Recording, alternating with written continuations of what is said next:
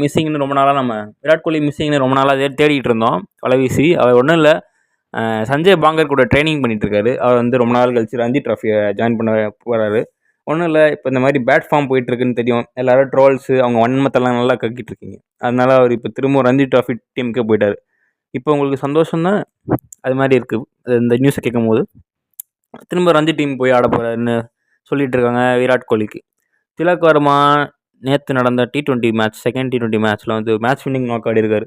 இதில் வந்து நம்பர் 3 பொசிஷனுக்கு திலக் வர்மா தான் ஃபியூச்சர் ஸ்டார்னு கிளியராகவே தெரியுது இந்தியா டீமுக்கு. நெக்ஸ்ட்டு சுரேஷ் ரெய்னான்னு பேசிக்கிறாங்க திலக் வர்மாவை. நீங்கள் என்ன நினைக்கிறீங்கன்னு கமெண்ட் பண்ணுங்கள். எனக்கு தெரிஞ்சு திலக் வர்மாக்கா எல்லா பொட்டன்ஷியலும் இருக்குது. நம்பர் 3ல் வந்து சுரேஷ் ரெய்னா மாதிரி ஒரு அந்த குவாலிட்டிஸை அடாப்ட் பண்ணி ஆடுறதுக்கு ப்ரெஷர் சுச்சுவேஷனில் நல்லாவே டெலிவர் பண்ணியிருக்காரு டீமுக்கும் சரி. திலக் வர்மா தான் நெக்ஸ்ட்டு சுரேஷ் ரெய்னான்னு கிளியராகவே சொல்லலாம்.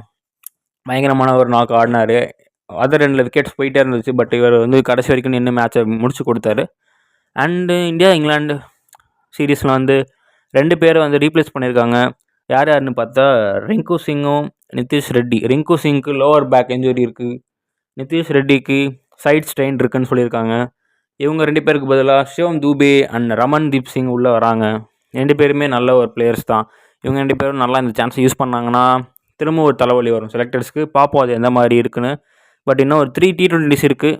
இங்கிலாந்து கம்பேக் கொடுப்பாங்களான்னு தெரியல. ஆல்ரெடி 2 T20 கோவிந்தா ஆயிடுச்சு. இன்னும் 3 T20 தான் இருக்குது. இந்த 3 T20 ஜெயிச்சு இங்கிலாந்து சைடு டாமினேட் பண்ணுவாங்களான்னு பார்க்கலாம். டாமினேட் பண்ணால் நல்லாயிருக்கும். போங்கப்பா எல்லாம் ஸ்கிரிப்டட் மாதிரியே இருக்குன்ற மாதிரி ஒரு ஃபீல் ஆகுது. ஏன்னா எல்லாமே ஸ்பின் பிச்சர்ஸ் பார்த்தீங்கன்னா. பார்ப்போம் என்ன நடக்குதுன்னு, பொறுமையாக பொறுத்து வந்து பார்க்கலாம். அண்ட் பாய் காய்ஸ், கமெண்ட் பண்ணுங்கள் உங்களோட தாட்ஸ் என்னென்னு. விராட் கோலி வந்து அவரோட ஃபார்மை கண்டினியூ பண்ணுறதுக்காண்டி ரஞ்சி ட்ராஃபி ஆட போயிருக்காரு. திலக் வர்மா வந்து நெக்ஸ்ட்டு சுரேஷ் ரெய்னான்னு பேசிக்கிறாங்க. நீங்கள் என்ன நினைக்கிறீங்க அதை பற்றி கமெண்ட் பண்ணுங்கள் காய்ஸ். பாய்.